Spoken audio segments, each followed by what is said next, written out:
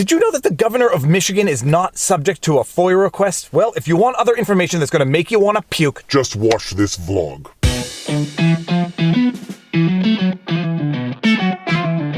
Viva Frei, Montreal litigator turned YouTuber, and just when I think that political corruption cannot reach any further depths, it goes ahead and reaches further depths. When it comes to the poster children of people who give politics a bad name, two names in particular come to mind. One is Governor Cuomo, the other is Governor Whitmer. We all know about the scandals that are affecting Governor Cuomo. I have gone over them at length on this channel. I've also gone over the scandals affecting Governor Whitmer, whether it was the 8645 Trump thingy, the fact that her husband was asking for their boat to be put in the water while Governor Whitmer was telling people not to go outside. And now it seems that she is embroiled in a similar nursing home type scandal a la Governor Cuomo and is facing accusations that she also fudged the numbers to hide her devastation. Did Michigan cover up nursing home COVID deaths like New York? For those of you who have been hanging around my channel for long enough, you know that I often say that when a headline starts with a yes or a no followed by an affirmation, you are about to be misled. And pay attention to this title, it is just an open-ended question. It is an open-ended question, although a lot of us out there probably suspect we already know the answer to this question. Michigan Governor Whitmer may be in the same trouble that New York Governor Cuomo is dealing with after covering up COVID deaths. Steve DeLay and Charlie LaDuff, opinion contributors. But you see what they did there? The headline might have been an open-ended question, but the paragraph that followed the headline states an affirmation that answers the question in the affirmative. New York Governor Andrew Cuomo may not be the only governor who covered up the deaths of vulnerable senior citizens during the pandemic. We're suing the state of Michigan to release information regarding Governor Gretchen Whitmer's executive order that funneled nursing home residents hospitalized with COVID-19 back into nursing homes, information the state is hiding from the public. Michigan citizens deserve to know if Governor Whitmer, like Governor Cuomo, has hidden the true number of deaths resulting from her dangerous decision. This is an atrocious fact that we have talked about at length on this channel. Governor Cuomo issued an executive order requiring nursing homes to readmit patients from hospitals, notwithstanding the fact that they might be or were in fact COVID positive. Not only did Governor Cuomo issue this executive order, he renewed it month after month after month up to September, long after the CDC had warned against this type of directive. Not only did he renew it month after month after month, long after the CDC warned against this directive, but he had also given immunity to the executives of nursing homes. He gave immunity to the executives of nursing homes, some hypothesized because of the substantial contributions they gave to his campaign, thus completing this effective circle of total corruption. Oh yeah, I actually forgot one element of this circle of perfect corruption. After he issued the executive order and there was an uproar about the executive order, he changed the manner in which he counted deaths in nursing homes. All of a sudden, sometime in May, Governor Cuomo stopped counting deaths in nursing homes of patients who died at a hospital after being transmitted to hospitals. So the only deaths from nursing homes that Governor Cuomo started counting as of May were deaths that occurred in the nursing homes. Everyone else who was transferred to a hospital and died in a hospital was not included in the deaths of nursing home deaths. Oh yeah, and another element in this perfect circle of corruption, Governor Cuomo also stonewalled on communicating the numbers to the Department of Justice. He delayed communicating the numbers to the Department of Justice because he didn't want people using this against him. But enough about Governor Cuomo. The question now is, did Whitmer do the exact same thing? The public had a right to know these grim facts, yet it took a 5-month-long lawsuit by New York's Empire Center for Public Policy to discover some of the most important information. Governor Cuomo simply wasn't transparent, and neither is the state of Michigan. We just went over the perfect circle of corruption as relates to Governor Cuomo, but what about Governor Whitmer?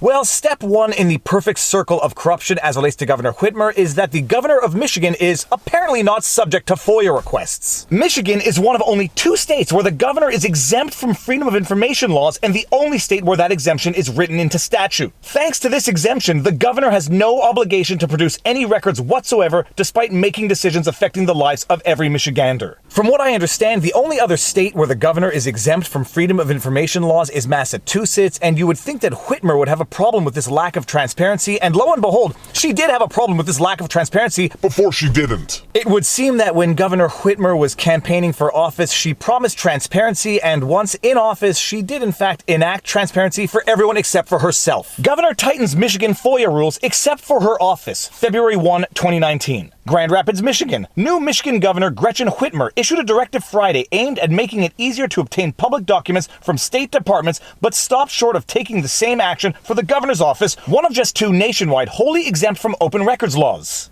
The Democratic governor said she, quote, absolutely, end quote, considered using her power to open the governor's office to record requests, but decided it would be better for the legislature to send her bills to sign. Lawmakers are also not covered by the state's 43-year-old Freedom of Information Act. You have to appreciate the in-your-face, bald-face hypocrisy going on right now. Governor Whitmer can, by her own volition of her own accord, say that she will be bound by FOIA requests, but she says, no, I will do it, but I'd rather the legislature send me the bill to sign. She could willingly, unilaterally decide to be bound by FOIA laws, but she says, no, I'm willing to do it, but legislature, would you go ahead and draft me up something for me to sign? Oh, you're not doing it? Well, I guess I can't sign it then. Massachusetts is the only other state to wholly exempt the governor's office, and Michigan is among 8 states where the legislature is explicitly exempt. Those exemptions were factors in Michigan receiving an F grade on transparency and accountability in 2015 as part of a 50-state analysis done by the Center for Public Integrity, a Washington, D.C.-based nonprofit investigative journalism organization. Whoever would expect such conduct from the governor of a state that gets an F for transparency? The Michigan Republican Party accused Whitmer of, quote, breaking a major campaign promise, end quote, by not voluntarily opening her office to record requests. In the meantime, she pledged to do so, quote, if the legislature won't act, end quote, prompting GOP spokesman Tony Zammit to call her campaign, quote, nothing more than rhetoric, end quote.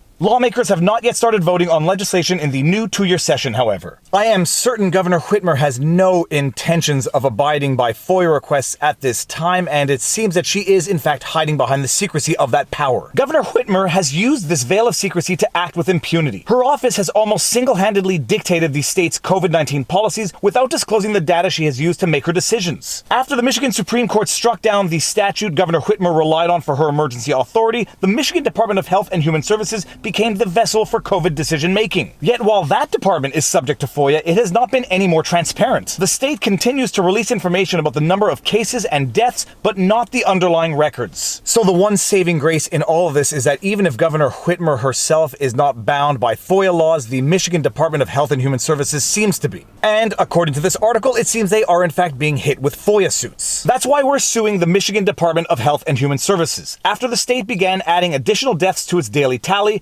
known as vital records deaths, one of us, Mr. LaDuff, requested the underlying data of these newly added deaths. This included the age of the deceased, date of death, when the death was added to the published data, and most importantly, which cases that led to death originating at a long-term care facility or nursing home. Apparently, the Michigan Department of Health and Human Services is refusing to disclose some of this data because they say it would violate privacy laws when apparently even more detailed information is publicly available online if you pay the required fees. So that explanation is not going to go very far for anyone with a certain degree of gumption and persistence. The department is basically saying it can release information as it pleases, but ordinary citizens cannot be trusted with the raw data. Our lawsuit rejects this anti-transparency approach and asks the court to apply our transparency law fairly. If we are successful, the department will be required to release the data behind Governor Whitmer's pandemic policies, including the facts involving deaths in nursing homes. It shouldn't take a lawsuit to obtain this critical data. It shouldn't, but it does because the government is using your taxpayer dollars to cover up for their own incompetence. Governor Whitmer made the same policy choice as Governor Cuomo, forcing contagious senior citizens into close proximity with other medically vulnerable people. In fact, her policy, a similar version of which is still in effect today, went even further, forcing some non-senior patients into nursing homes, including a 20-year-old. Now, this is very interesting because the article includes a hyperlink to the article that would support that claim, and when I went to click on that hyperlink, oops, I didn't see the article. Why might that article no longer be available? One can only hypothesize, but with a little bit of sleuthing, I was able to find another article on the subject, and my goodness, are the facts damning. 20-year-old beating suspect was moved to nursing home because he has COVID-19, says father. He said his son was recently moved to the nursing home center because the 20-year-old was diagnosed with COVID-19 at the University of Michigan Hospital. The father said he's been working with the Washtenaw County Mental Health Services to get his son the help he needs and that he was placed in a group home in Chelsea. But recently he said his son began hearing voices and that's when he was taken to the hospital, and it was there he says that his son was diagnosed with COVID-19. Quote, he should never have been housed, quarantined with the victim that he eventually assaulted. That should never have happened, he said. Quote, someone dropped the ball, end quote.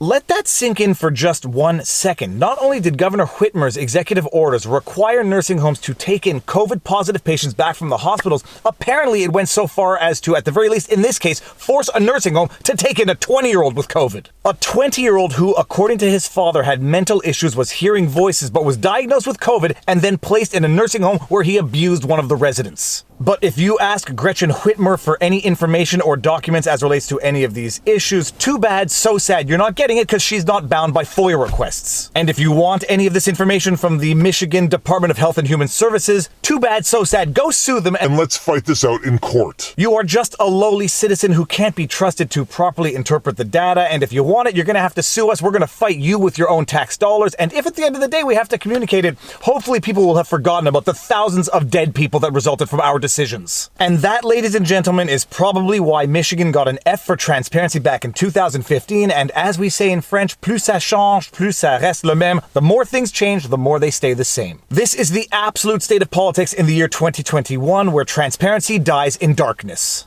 That's actually darn good. Alright, and with that said, if you like my videos and you like my content, please be sure to like, share, subscribe. I just woke somebody up. Look at that face. Oh my goodness. Drop a comment in the comment section below because it feeds the algorithm. If you want to support the channel, you know how to do it. All of the support links are in the pinned comment. We've got PayPal, Patreon, Subscribe, Star, YouTube membership. We've got merch. Politics ruins everything. Robert Barnes and I do weekly live streams every Sunday. We have started doing weekly streams every Wednesday with a guest. We call it Sidebar with Viva and Barnes. What else do we do? Oh yes, all of my content is also on Rumble, but more important than any of that, take care of yourselves, check in on friends and family, and make sure everyone around you is doing well. And now you know your vlog. Peace out. Booyah!